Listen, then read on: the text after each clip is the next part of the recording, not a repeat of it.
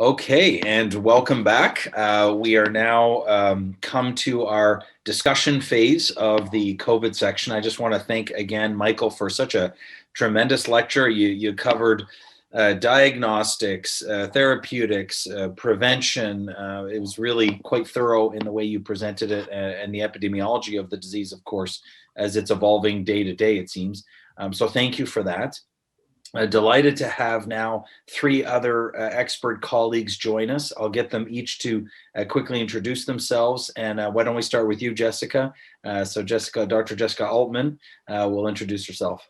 Hi, everyone. It's nice to be here. Thank you, Joe. My name is Jessica Altman. I direct the acute leukemia program at Northwestern. It's a pleasure to be here.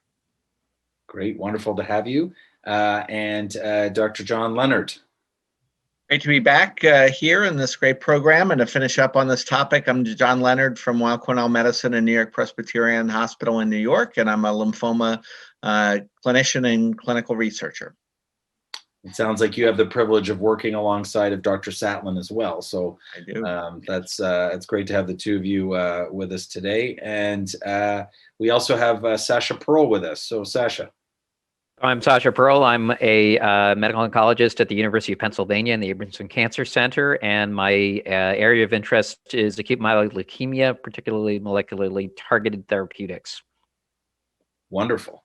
Well, thank you so much for joining us, Sasha. Thanks everybody for being here today. We cover kind of the Northeast, the central part of the country, and I'm of course down here in Arizona. So we've tried to have some geographical distribution, ironically in three places where we've seen a lot of cases. I'm really glad to see our numbers go down, but I can tell you, Michael, at one point we had a little over 500 patients admitted in our hospital at one time with COVID. So we really had quite a surge, and now we're a little bit under 100. So we're very grateful that the numbers have gone down, although not disappeared, of course.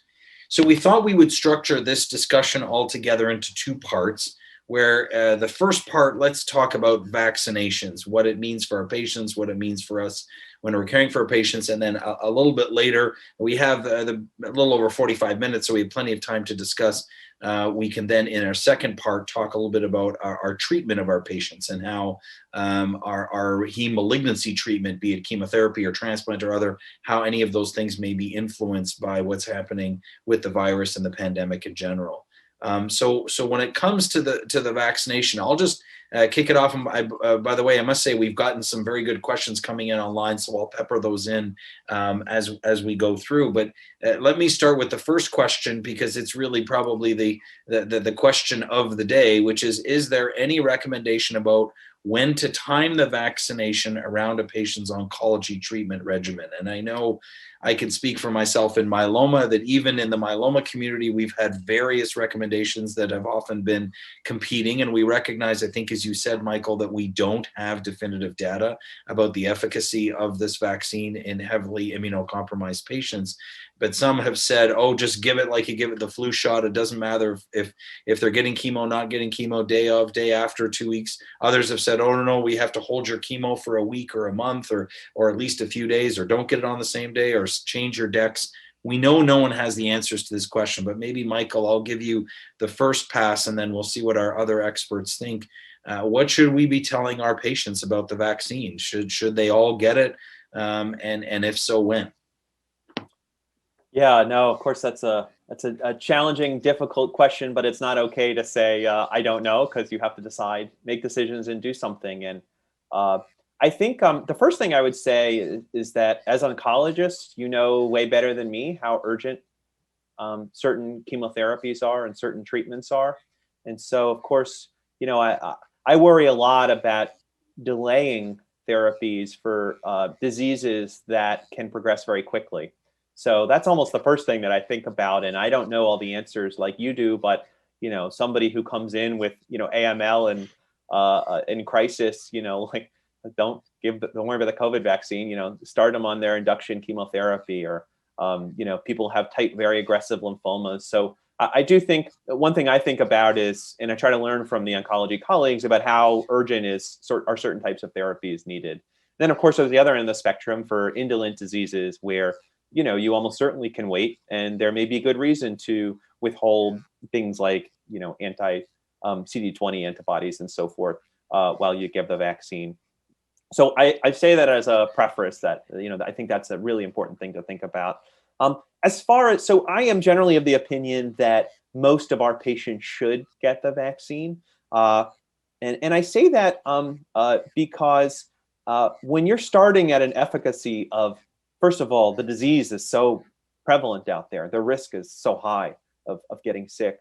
And when you're starting at a efficacy of 95%, let's say with the mRNA vaccines, even if it's only half as effective, that's still as effective as the flu vaccine that we recommend for our patients. And of course, the flu vaccine is less effective for patients with hematologic malignancies. So when you're starting from such a high efficacy standpoint, even if you have diminished efficacy, it still could potentially be life-saving. So who do I really worry about? Like maybe I'll hold off on it. I think people who are in the midst of getting very intensive chemotherapy regimens, induction therapies for acute leukemia, for example, you may want to wait until, that person, which is often in the hospital anyway, until they have some sort of remission and are going to have some slight pause in their chemotherapy. CD20, antibody recipients, I think, I think I'm a little bit nervous. And is there going to be any efficacy of the vaccine if you don't, if you give it in the first 6 months after they're on one of those therapies? Should we just wait for 6 months? Or maybe until we have a little bit of data that, I'm not sure I'd rush to give vaccines to those patients. And then I think transplant recipients. So, I think we kind of look at it like an influenza vaccine when influenza is really raging and, at 3 months after their transplant, it seems like a reasonable time to give it. But we don't have all the answers, of course. But I'm very interested to see what my oncology colleagues think about this. Well, maybe I'll ask John to chime in on this one because John, in particular, the CD20 question has come up, and indeed there was a question that's come up within our Q&A here about CD20s. Is that, and there was actually a little bit of data, as presented in Blood about CLL and people's reaction to vaccines. So, John, what is your practice right now in the lymphoid world? So I would say it falls into a few different buckets, as Michael alluded to. You have the person who's on watch and wait with an indolent lymphoma, no treatment in the past. Those are people we go ahead and vaccinate, and the presumption is that they may not have a perfect immune response, but it's probably pretty good because they've not had any therapy. The person at the other end of the spectrum who had treatment years ago probably is going to be fine and have an immune response. Although I can tell you I've had some patients where that has been an issue, but it's really anecdotal at this point because we're not really measuring immune responses. The scenario of a patient who needs therapy, I can tell you right now I have several people, either newly diagnosed large cell lymphoma or mantle cell lymphoma, who are symptomatic, who need treatment, who I'm kind of taking week by week. And I have a few people where we've delayed therapy for 4 to 6 weeks, which you can sometimes get away with. And we're delaying their therapy. And in an ideal world, we are, giving them a couple weeks after their second injection and then starting their therapy. But that being said, if those patients, we're watching those patients very closely. And if that person needed treatment, we're going to go ahead and treat them and go full speed ahead. The challenge in my mind is the person who's in the middle of therapy or who recently ended therapy. And, those are people who we have generally been saying, go ahead and give the vaccine. There seems to be little downside. I agree with the idea that it's probably not going to work in some of these people, somebody in the middle of rituximab therapy who just had it. On the other hand, I'm kind of stuck because, that person is going to have no protection for 3 months or probably closer to 6 months if they just had rituximab until their B cells come back. And if they get a little bit of protection, there's not a lot of downside. And I kind of have a feeling those are going to be people we end up revaccinating down the line anyway. So if we can vaccinate them now, probably a little downside, but still telling those people you need to be very careful, of course. Don't count on the vaccine. And, encouraging them to still be careful and their family to get vaccinated so that at least those around them aren't bringing it home. But it's a challenge. Jessica, what's been your experience in the myeloma world, in the myeloid world? Thanks, Joe. I categorize our patients similarly to the way that I think John described the patients. So let's start on the more chronic end. So patients, for instance, with CML or other myeloproliferative neoplasms who are on stable therapy with reasonable blood counts, I immunize them just as we would immunize other folks in the community. And on the aggressive end, so patients who have newly diagnosed acute leukemia, I wait until, if they're receiving intensive induction chemotherapy, like Michael alluded to, I wait until they recover from that, and then immunize once feasible. I think the hardest group on when to think about when to immunize are those who are receiving chronic therapy like an HMA venetoclax for acute myeloid leukemia, who are constantly receiving treatment and have periods of significant cytopenias. And in those patients, I immunize when I can. So it's very hard for us to kind of game the system and understand when their counts will be okay and then when they'll be able to receive their second dose. And so I have them receive their vaccine when they're able to. In an ideal world, if they're recovering their counts between cycles, I try to give them their first immunization when their neutrophil count is okay. And if the disease allows, to wait a week or so for their next cycle. But I admittedly say that I have no idea that that's the right approach. Sasha, what has been your experience and your approach? It's been similar to Jessica's. I think one challenge we've had is just there's a very limited amount of vaccine to go out. So that often colors what we're thinking about. Is this somebody that we're working up for transplant who's going to go to transplant and lose all the immunity that they have? Or is it somebody who, we're doing the transplant now and they'll gain it later on and we want to vaccinate them afterwards? In those cases, we've tended to err on the side of vaccinating post-transplant, as Michael alluded to, because we think it'll actually stick. And when there's a limited amount of vaccine to give out to everybody, we don't want to give extra doses to people if we don't have to. I think when the numbers in terms of number of doses we have at hand get a lot better, it's going to be a little easier. But as Jessica alluded to, many of these patients wind up in a, we have to do this vaccinate when we can approach rather than have a hard and fast rule for it. When we have supply, we have more vaccine to hand out and we can think about this. And otherwise, categorically, I think the benefit from the vaccine is certainly more likely in a myeloid patient than in a lymphoid malignancy patient. The ALL patients, I don't know how much they gain from it, especially if they're on blinatumomab or if they get CAR T therapy. CAR T cells in particular have been a real problem. We've had patients who just simply haven't cleared COVID infection if they acquired it after CAR T. Joe, one of the things that I think has been very hard, and I'm sure others share this, is you have a patient who you don't think the vaccine is going to work great in, but they get vaccinated, and what kind of protection do they have? What precautions do they have? I'll give you an example. A patient of mine finished her therapy for indolent lymphoma. She got rituximab. I don't think the vaccine is going to work great, but she finally got set up for a vaccine. She hasn't seen her grandchildren in a year. And this is a lady who's in her 70s and wants to go see her grandchildren. And, obviously everyone is facing these issues, but at least the, patients who don't have these illnesses, they can have some element of protection and reliably feel protected to liberalize a little bit when you're making that trade-off as an older person with obviously grandchildren who knows how long you're going to be with them. To tell patients like this indefinitely, you can't do this, it seems pretty cruel.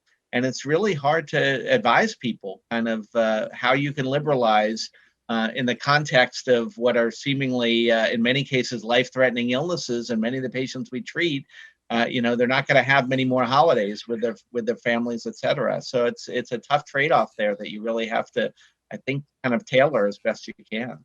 Yeah, I completely agree with you, John. I think that point you've raised is particularly important around the notion of the humanity side of this, is that we really have to be able to tailor it. I mean, Michael's initial response to this question, I thought, was also brilliant. It's like, we are in the middle of a pandemic and we want some protection. You may remember at ASH this year, we kicked off ASH with a fireside chat, as we called it, with Dr. Fauci. And we had Stephanie Lee, our president, ask him that specific question. And Dr. Lee said, what about our patients? And his response, by the way, Michael, was very similar to yours, was, look, some protection is better than no protection. But what that means, as you said, John, for further activities they're after, how comfortable they are visiting their grandchildren, or I still think we're hearing, and appropriately so, that we still have to take other precautions, but that has to come by case. In our world, in myeloma, it's tricky as well, because most of our patients now stay on treatment long term.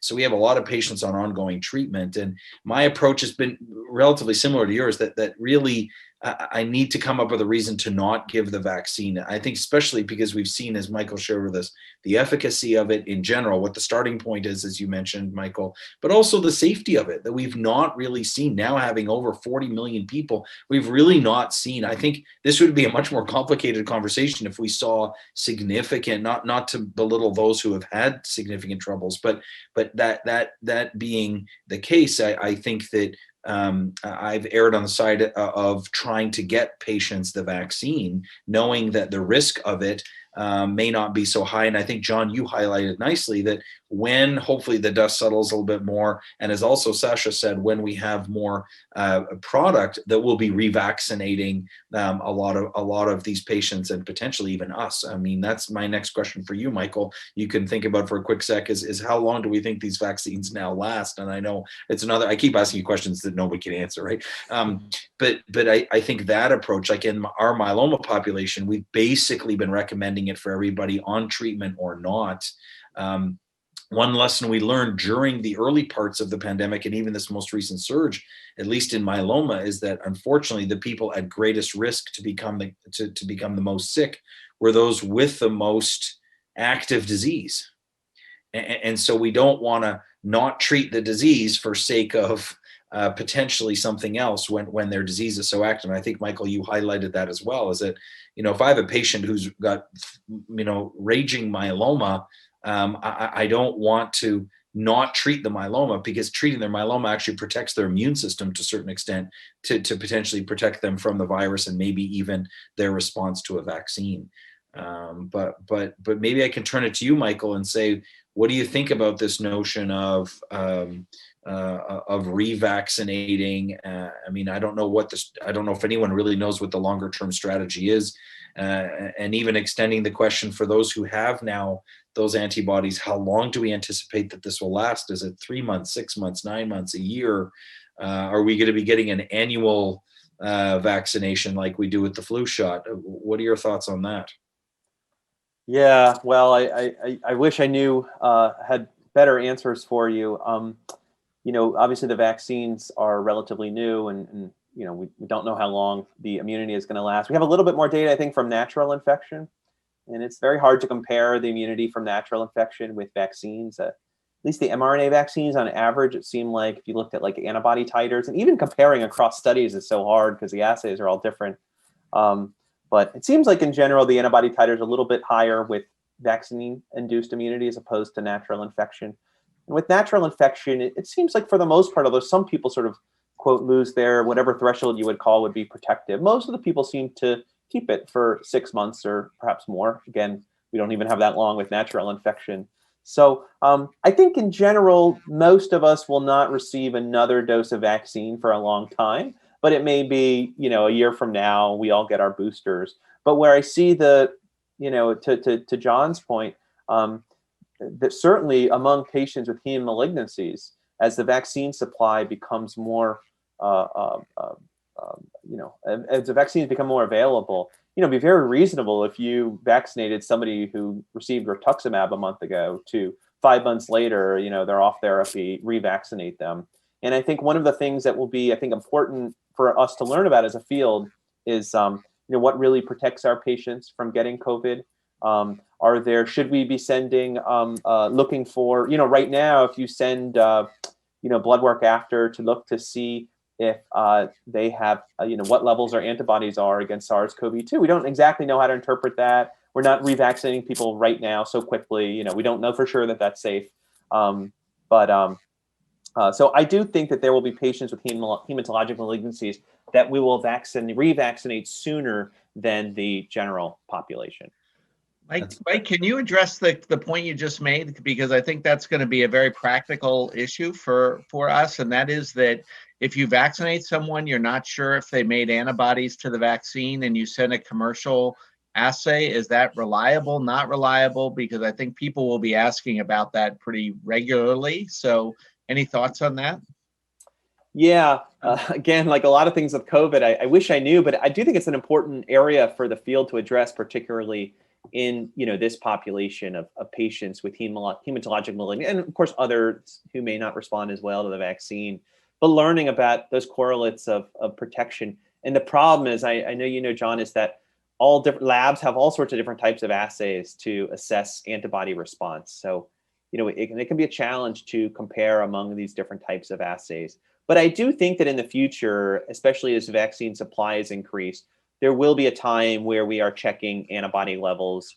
And, there may be some we don't check antibody levels because we just don't trust what they're going to tell us, right? Like somebody got vaccinated 2 weeks after receiving rituximab, you're probably not going to have a lot of confidence that even if they have antibody levels, that those may be protective. But there's going to be a lot of people, and I do think that at some point we will be checking these antibody levels routinely and then acting on them, the way we do with some vaccines, for example, after transplants, and deciding on, who needs a measles vaccine 2 years after their allo, or who needs to be revaccinated with pneumococcal. I think something similar will happen, but I don't know when. And we do need a lot of data to help guide us in those decisions.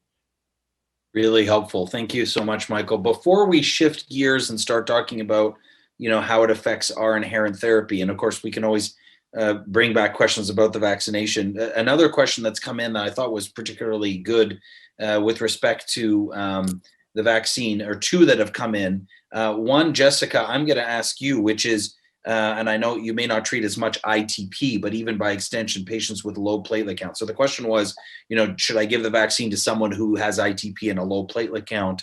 But it may, speak to the point you made about patients recovering. I don't imagine that, even with the needle that we use in the arm, that we're going to expect a lot of hematoma challenges. But do people have a threshold cutoff for this? And then, Michael, I'm going to ask you a question, or perhaps our last question about the vaccine, saying, if we have a patient who we know had COVID and has recovered from it, are we giving them the same recommendations about the vaccine? But maybe first with the thrombocytopenia question, Jessica, what do you think? Yes, I admit I don't know the right answer to this, but with an IM injection, we have routinely liked to see a platelet count around 25 or higher. Though, would I give a platelet transfusion just to get someone vaccinated? I don't know. We've generally been able, in the instances with vaccination and even with COVID, we have generally timed our platelet transfusions, and many of my patients require frequent platelet transfusions around the time of their vaccine, just to kind of, if they're going to need a platelet transfusion and we have a little bit of flexibility, just to be safe. I don't know that that's right. I'll be interested in what Sasha has to think, what they're doing at Penn. Oh, we say 30, not 25. So no, I'm just kidding. In reality, we don't have a magic number that we say, this is safe and this is unsafe. I think, like you, it's a data-free zone. And the other thing we are a little concerned about is in neutropenic patients where you might get a fever to the vaccine. Is that a reason to hold off? We generally would say, if we have a limited supply and you want to make sure the patient actually gets their vaccine, give the vaccine. If there's plenty of supply and it's not going to be a problem and you can time it, there may be an advantage to doing it at a later date where if they get a fever, you're not chasing around trying to say, is this infectious or not? At the end of the day, if they got a fever, but they get the protection, it's just as well. I sort of think the priority often is that we actually do want to give them the protection. At least that's been my approach. And yeah, we go back and forth on whether we think prophylactically transfusing patients is the right thing to do. With a platelet count of, say, less than 10, it's easy. If it's in that 20 to 30 range, I don't know what the right answer is. Okay. I know that I'm asking a lot of you to look into crystal balls here. Trust me, I get it. I know there's no simple answer. And maybe we'll close off this part of the vaccine discussion with that question, Michael, which is, we've had a few of them come in saying, so a patient that we know had COVID and has recovered from that, is your recommendation the same about getting the vaccine? Yeah, another great question. So for the healthy patient, I actually go against party line a little bit. And I think that one dose of the vaccine in a healthy patient who's had COVID, you get these tremendous antibody responses that are higher than actually what a non-COVID infected patient. That boost you get is really tremendous. So I think it's really important that healthy patients who've had COVID get vaccinated. I personally don't think they need a second dose right now. Now, maybe they do down the line, but again, that's against sort of our party line. But it's based on these tremendous antibody responses that they get. Now, what's different though is if you have a hematologic malignancy patient, then I think I'm more inclined to follow the party line, because I don't know what their antibody responses are to that kind of, essentially the first dose of the vaccine is almost like the second dose of vaccine in somebody who's never been infected, right? It's this boosting of their immune system. And because I don't have that confidence like I do in a healthy patient, I would recommend that if you're going to vaccinate them, even if they've already had COVID, I would recommend that a hematologic malignancy patient gets 2 doses, whereas I don't believe that for the healthy patient. Healthy patient. And that's helpful, because I think one of the things I learned from you today was that, and we've been hearing about it, but to hear it quite definitively from you, that it appears that the antibody response to the vaccine is considerably more vigorous than just having had the infection, even in a healthy patient. Let's not go at least as vigorous. I think there's debate about whether it's more, but it's at least as vigorous. That's very helpful, extremely helpful. Well, time is going quickly. I mean, we still have about 20 minutes, so I don't want to curtail discussion. And if other parts of this isn't a vaccine-free zone, we can keep talking about the vaccine. But we also wanted to dedicate some time to discuss, how it's affecting your treatment of your respective hematologic malignancy. Now, I think, to couch this a little bit, in the early days, we didn't really know what was happening. A lot of transplant centers shut down their centers for a short period of time. As you know, many things were immediately closed. But then as we started to see, look, we're going to be living with this pandemic for more than a couple of weeks, or, having lived through the SARS pandemic in Toronto, I remember there are things that we kind of just literally dialed down for a month and a half, and then we were able to start dialing them up again. But this has now been with us a long time. So part of the purpose of this discussion is to say, what are you doing? What has changed your practice? I mean, we can talk about things like video visits and the like, but what are you doing really in your treatment? Have you made significant changes to your treatment, yay or nay? What about this notion, as I commented earlier, that keeping a patient's disease under best control protects their immune system in the best way? And so we want to make sure that we reduce their risk that way. But maybe I'll start with you, John, from the lymphoma world. There was a great question that came in, which applies to all of us, which was, what about treatment decisions for patients with hematologic malignancy? Should we be recommending or avoiding particular treatments? Or have you found that if I were to poll your practice now and 2 years ago in a pre-COVID world, would you see much difference in what you're doing for your patients? Yeah, so I would say that in the curable lymphomas, so large cell lymphoma, R-CHOP, we're not really changing much of anything. We're generally not deferring in relapse patients CAR T cell therapy or auto transplants. These are patients that need their treatment, and so it's pretty uncommon, other than perhaps minor delays, to delay those things. I think in mantle cell lymphoma, where the value of maintenance rituximab is established with an overall survival benefit. But I can say that in some cases we have skipped a dose to give a vaccine or something like that, to try to let some B-cell, a dose or two, to let some B-cell recovery to get a vaccine. But in general, we're not changing therapies in a big way. Of note, there have been some data with BTK inhibitors that were initially exciting, that they may actually help in COVID, but in fact have not. That really hasn't panned out to my knowledge. So, one might have at some point argued in favor of giving BTK inhibitors, but I think that's gone by the wayside. So, we don't change the use of those. I think the biggest area is really in maintenance rituximab kind of therapy, and in follicular lymphoma in particular. I'm not a huge fan of maintenance rituximab because there's a progression-free but not overall survival benefit. And so this is all the more reason to kind of defer maintenance. I do think there is a little bit of a concern with bendamustine and the T-cell depletion with bendamustine. There have been some reports or suggestions, I think more in CLL, that bendamustine treated patients may do a little less well with COVID and so on. But obviously these are not randomized data and more associations. But I do worry a little bit about bendamustine, but I still have been using it in patients where I thought that was the optimal treatment.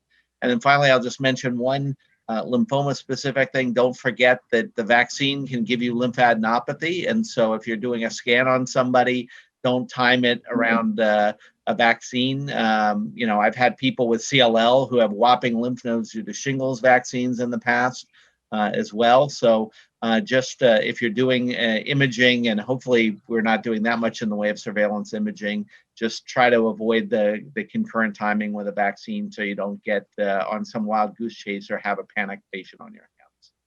That's extremely helpful, John. Thank you. Sasha. I would echo what John said about the lymphadenopathy. I know our colleagues in the breast cancer world are getting a lot of panic calls about mammograms that show lymph nodes and other, imaging studies that are going on. In terms of our therapy, what we've changed, if anything, the first wave actually taught us a lot that many of the changes that we made probably were too aggressive in terms of peeling back this, peeling back that, trying to worry about, are we really going to worry that our patient is going to acquire the disease at the time when they're getting myelosuppressive therapy? We actually found that our patients were so good at social distancing once we taught them how to do this, that we found very few people, not so much in induction, but in consolidation, who, converted from negative to positive. And we really don't want to undertreat people once they're in remission by putting them to a less effective post-remission therapy.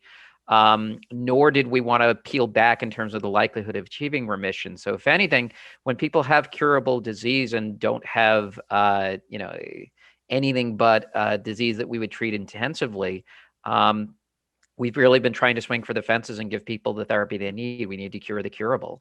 So we don't want to undertreat a patient who we can really help with our therapy, kind of echoing what you said before, Joe.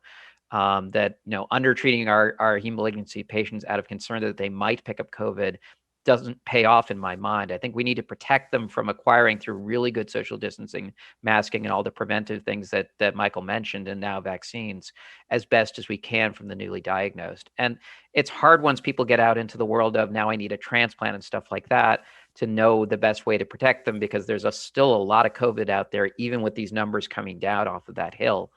But we've really tried to limit the amount of changes that we're doing. One thing that we have done is, in people who are kind of older and on that cusp between should we be treating them with intensive 7+3 therapy versus venetoclax hypomethylating agent, we've erred on the side of using ven-HMA. Or if we find that if somebody just had COVID right then and there, and we're worried they might have underlying, lung disease, is this a good time to plunge into deep myelosuppression? That might be a time that we reconsider that. Lastly, we're checking not one, but 2 COVID tests and getting a CT scan before we give 7 and 3, just to be reasonably sure people won't convert right in front of our eyes in that first week in the hospital. Once we get through that first week, we've had virtually no patients convert over, and the hospital's been a very safe place for our patients. So that just didn't turn out to be an issue for them in terms of, will they get nosocomial COVID? Will they, have conversions late on? That just didn't wind up being a big issue for us. Thanks, Sasha. Thanks for saying that too about the safety piece, because I remember in the early days when we were discussing this, patients were worried to come into clinic because they thought they were going to get COVID by walking the clinic. And I think that and Michael, correct me if I'm wrong, but we really haven't seen that being the super spreaders or even the spreaders of people coming into oncology clinics and so on, now that so many of these more careful precautions have been taken. So Jessica, what about your side in Chicago? What have you been doing in your patients? Sure. Not surprising, practice very similarly to Sasha, but there are a couple of other things I would like to add. One of the questions we get is, in patients who are infected with COVID, should we adjust their therapy? And what we know, particularly in CML and in myeloproliferative neoplasms, that if patients are otherwise well, to continue their therapy. So patients who are on continuous therapy. This is especially important in patients we now know who are being treated with ruxolitinib. We always knew that abrupt discontinuation of ruxolitinib or Jakafi led to concerns for increased splenomegaly and an acute kind of withdrawal syndrome. It looks like those patients are at particularly high risk of deleterious complications from COVID if you stop their ruxolitinib abruptly as well. I believe there are data for ruxolitinib now too, correct, in COVID? Am I getting that correct or not? Or maybe studies of ruxolitinib? I don't want to overstate that. I think there are studies, correct. Yeah. Well, I can tell you in our myeloma practice, I really like the way John sort of laid out. I wish, John, I could say that I have a curable section of myeloma. I really don't, but you know, in general, my practice has changed very little with respect to what we're giving patients. I think it was very important that there's certain strategies we've taken. You know, we do have some. I still have some video visits in that sort of the well baby check visit, you know, the smoldering patient whose numbers are really good. We've arranged some of our patients to be able to get their lab work closer to home, just to save them maybe the travel and so on that would have been required. But in terms of treatment of myeloma, my induction strategy, the plans for transplant, maintenance therapy, because we have evidence that our maintenance therapy prolongs not just progression-free, but overall survival, you know, really hasn't changed significantly. In the early days, we were worried about dexamethasone, and so some places were ramping down their dex. As it is in myeloma, we tend to overuse dex. I said in the session earlier today, I joke that sometimes I want to change the name of my myeloma clinic from the myeloma clinic to the dexamethasone reduction service, because I'm so constantly telling people to turn their dexamethasone. But I go back to the sort of central premise of, you know, you've got this active disease in front of you. We want to control it the best to give them the best opportunity to have immunity. I would like to ask John a quick question that just came in light of your statement, John, with regards to post-vaccine lymphadenopathy. Someone asks, how long can you see post-vaccine lymphadenopathy? So I don't know if anyone has the perfect answer between you and Michael, but if you are going to scan that patient, how long do you want to wait to make sure it's not confounding? Yeah, I'll defer to Michael on that. I would think within a week or so, you should see improvement there. I will note that one of my colleagues who doesn't have lymphoma got vaccinated and had a golf ball under his arm out of nowhere. You know, so there can be pretty significant adenopathy. I would think that after a week or two, it calm down pretty well, but I don't know, Mike. Yeah, I would say 2 weeks. All right. 2 weeks. And Michael, in that same vein, another question. I mean, again, who really knows the answer to this, but I think it's a good question. Is it possible that immune modulation of anti-COVID vaccination or of the disease could impact the course of a hematological disease? I can say that from the patients we've been tracking worldwide through the IMF, the International Myeloma Foundation, with myeloma, we don't seem to have seen a connection between their, not so much the vaccination, it's a bit early, but in terms of their COVID status and how it impacts the disease. But theoretically, I guess it's possible. Has anyone seen that? Or Michael, do you have any evidence for that? I don't know, you know, that to be the case. Yeah. In lymphoma, there have been cases of responses, kind of the Coley's toxin thing. I mean, we've seen occasionally, you'll see a patient with a lymphoma that gets septic and the lymphoma responds. And there was actually one case report of a Hodgkin patient who had a spontaneous regression of their Hodgkin's when they got COVID, which, you know, you have to think it's a you know, immune system effect that was kind of non-specific directed against the lymphoma. So I wouldn't bank on that, but at least it can occasionally happen. And not the reverse direction where you see it in the disease. Well, Sasha, you were going to jump in there. No, I was just going to say one thing that we've noticed is that we're seeing a spate of these patients who have hemoglobins of 3 and 4 instead of when we would used to see people who had hemoglobins of 7 and 8, because people just are waiting to see the doctor when anything is wrong. So it's really a different presentation now. And it reinforces an idea that's even been tested and has been published by Christoph Ehrlich recently, that a delay in the initiation of intensive therapy for patients does not impact their long-term outcomes. So if you need to figure out, you know, does the patient have COVID? Don't they have COVID? What's the genetics of the leukemia so I can treat it best? And you need a little bit of time to sort through that. It actually does the patient no harm as long as they're clinically stable to do that. And I think that's helpful in terms of assessing their risk for COVID early on and really getting all your ducks in a row. I think that's important. I mean, God forbid we have to go through this again. You know, there's so many lessons that we've learned throughout this, you know, and I know that, again, much smaller capacity, but learning through SARS even in Toronto. I hear what you're saying, Sasha, and you're absolutely right. But by contrast, we saw a lot of people not go for their routine screening of other solid tumors, colonoscopies, mammograms, whatever else. And we saw, unfortunately, a downstream effect. And we saw some of this even in our heme world too, that there were, smoldering myeloma patients, for example, who skipped appointments because they were so afraid to go, only to find later that their disease had progressed. And it was missed, not necessarily because the virus did anything, but their inability to be followed. And I think your point about that they remain stable is so critical, because we don't want to miss that. Sorry, I find it helpful in terms of thinking of transfusion appointments also, like MDS patients, should they come in as frequently as they can or as frequently as you might want them to, or is it okay to wait a week here or there for a transfusion if there's a risk of them picking up COVID in the community or on the way to your office, et cetera, if they take public transportation, for example? So Michael, here's basically two questions together that are, of course, very simple for you to answer, which is, would you vaccinate a pregnant woman with a hematological malignancy? So I'm not sure we know the answer to one or the other, let alone the two together. But I don't mean to make light of it, but honestly, what have you been making recommendations around that? So if you have in pregnancy in general, and then pregnancy with a hematologic malignancy, what have your recommendations been? My recommendation for pregnant women is to recommend the vaccine, but I also think that women, obviously have to decide for themselves, acknowledging that, we don't have data like we have for the influenza vaccine. I mean, I remember it used to be like influenza vaccine was, people are nervous about giving it to pregnant women. Now it's like every pregnant woman, should get an influenza vaccine. Of course, we don't have that data with this vaccine, but I do recommend it. And I don't see any reason why it should be substantially less effective, nor do I think it should cause fetal harm, but I don't know for sure. I have personally not come across that situation with a pregnant woman with a hematologic malignancy, but I imagine others on this panel have. So I probably would recommend it the same way that I would recommend, I wouldn't consider it an absolute contraindication by any means.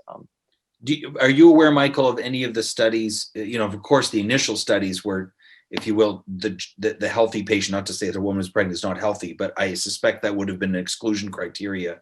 But now, as more studies are being done in younger individuals and individuals with certain immune deficiencies, do you know, are pregnant women being included in some of those studies? So I'm not aware of studies designed specifically to answer that question, but there are, women who were pregnant and did not know it.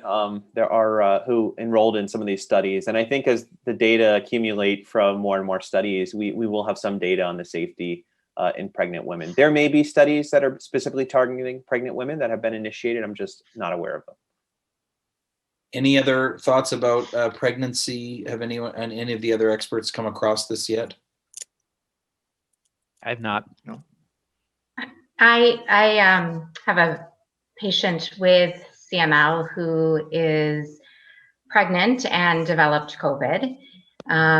Fortunately, her COVID was mild, but at the same time as she developed COVID, her CML was rising to a level where I wanted her to start interferon therapy.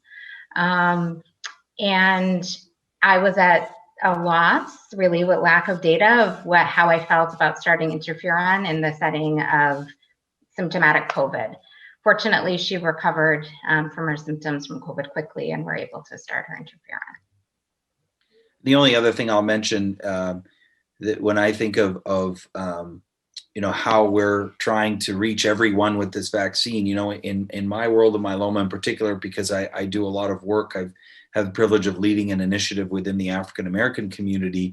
Myeloma is twice as common in the African American community, and so I think it's incumbent on us as physicians as well to understand the challenges of reaching so many different groups with vaccines, be it particularly the African American community or those who are in more rural settings where there has yet been a large setup. And we've been working with the National Medical Association to assist with this, and I think it's just an important phenomenon to recognize that any new modality of treatment or therapy or approach like this really has to be done in a way that we want the best for every individual, and we want to make sure our strategies and our thinking and our approach is diverse in its thinking, so that we can really provide this benefit for all who need it. And as I say, we know particularly in myeloma, where the disease is twice as common and diagnosed in a younger age in this population, that we have to be particularly sensitive to that.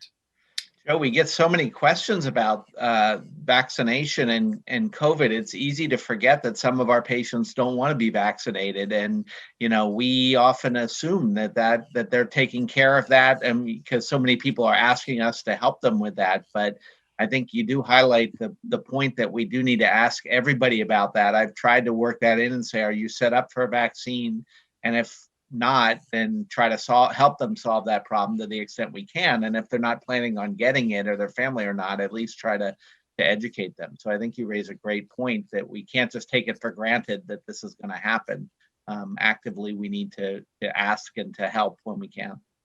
I completely agree. And I think that's been one of the positive elements of the response of the medical community wanting to get vaccinated, and others and key leaders and key individuals in society are sort of leading as a role model, because I'm sure all of you as well, not that we want to take time at a scientific session like this, have received the emails. I have friends I haven't heard from in 15, 20 years asking me, oh, do you think that this is a tracking device by the government? And is this the mark of the beast, or whatever someone might be thinking about these things? And there's a lot of conspiracy theories out there. And so, even with those extremes aside, I think, John, your point is particularly well taken, to make sure that we take time to right now, a lot of our patients maybe aren't always seeing their primary care physician because they're in our care as when they're as sick as they are, that it's incumbent on us to have that discussion and not to force opinions on people, but to try and educate people and share with them what data and evidence that we have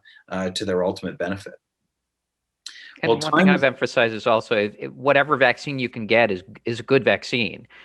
There's 3 out there. We spend a lot of time when patients ask about the vaccine saying, which one should I get? And my answer is just whatever you can get, and get now, and encourage people to get that vaccine if they have the opportunity to do so. It's very, very important at every visit with every patient. Couldn't agree more. I wrote a little article recently for our myeloma patients, and the question was, what is the best vaccine? The one in your arm. Yeah.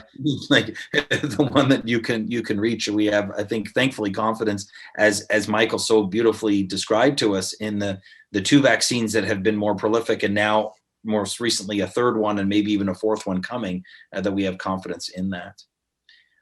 Any final thoughts from anyone before we come to wrap up? I'll turn to you, Michael. Any final words of wisdom as we close off this session? No, I think Sasha's comment is a good one. The best vaccine is the one that you get.